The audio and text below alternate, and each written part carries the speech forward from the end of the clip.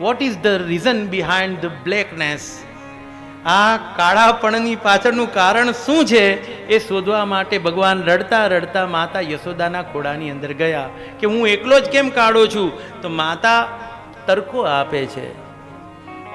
યશોમતી મૈયા સે બોલે નંદલાલા, રાધા ક્યું ગોરી મેં ક્યું કાલા.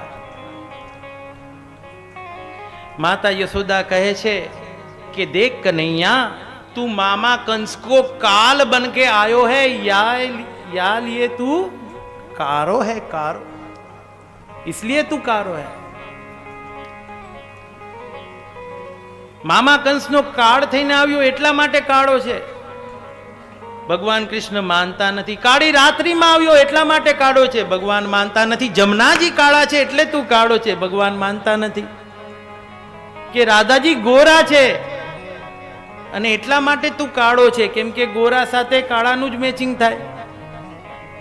એક દિવસ છે, એક રાત્રિ છે. સૂર્યની કળા છે, એક ચંદ્રની કળા છે, એટલા માટે કાળો છે. ભગવાન વિશ્વાસ જ નથી કરતા. પછી છેલ્લે યશોદા માતાએ કીધું તું એટલા માટે કાળો છે કેમ કે તારી ભક્તિનો રંગ કાળો છે. એ ચડી ગયા પછી બીજો રંગ લાગતો નથી. કેમ કે કાળામાં ગમે એ નાખો, પ્રયાસ કરો, કાળા રંગની અંદર બીજો કલર નાખવા પ્રયાસ કરો, એમાં કંઈ ફરક પડતો નથી. એવી રીતે કૃષ્ણ ભક્તિનો રંગ, પ્રેમ ભક્તિનો રંગ ભગવાન શ્રી કૃષ્ણનો જેની ઉપર ચડે છે એની ઉપર બીજો રંગ ચડતો નથી.